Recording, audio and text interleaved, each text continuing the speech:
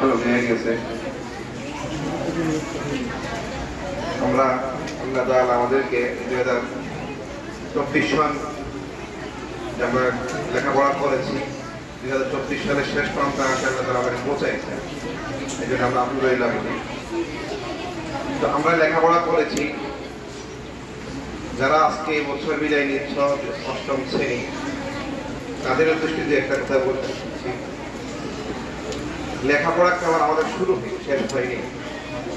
আমরা এটা ভাববো না যে আমাদের লেখাপড়া 8ম শ্রেণীর শেষ, আমরা এখানে শেষ করে ফেলছি, আমাদের লেখাপড়া শেষ, এমন কোনো কথা নাই।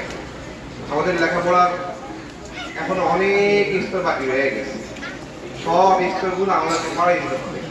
কেবল আমরা একটা স্তরে পৌঁছে, মানে প্রাথমিক পর্যায়ে আমরা একটা স্তরে পৌঁছি। এই জন্যেই আমরা এই কথা মনে ভাববো না যে আমাদের সমস্ত স্তর শেষ হয়ে গেছে, লেখাপড়া আর করবো না, এমন না। যারা বিদায় নিচ্ছ আজকে এখান থেকে, গত কয়েক বছর পর্যন্ত তোমরা এখানে লেখাপড়া করেছো, মাদ্রাসায় লেখাপড়া করেছো, একটা ইলমি দ্বীনের মার্কাজ ছিল, তোমরা একটা ভালো অবস্থানে ছিলা, একটা ভালো পরিবেশে ছিলা, দ্বীনের মার্কাজে ছিলা।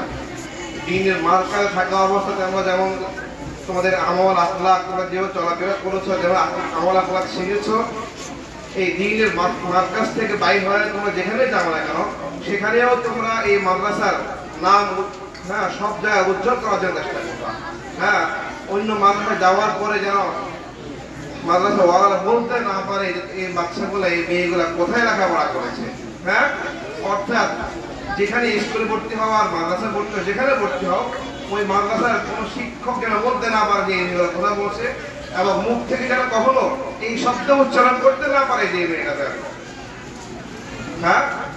এই শব্দগুলো যেন অন্য কোনো প্রতিষ্ঠানের থেকে বের করতে না পারে। এই জন্যই তোমরা চেষ্টা করবা এই এমনি কারণে যেভাবে নিজেকে রাখছো, নিজের সঙ্গে নিজে চলাফেরা করেছো, এবং বাহিরে যাও যাও এরকম নিজেকে ধরে রাখতে পারো। এরকম পরিবেশে ধরে রাখার জন্য তোমাদেরকে আল্লাহ তাআলা তৌফিক দান করো। ওয়া মা তাওফীকি ইল্লা বিল্লাহ।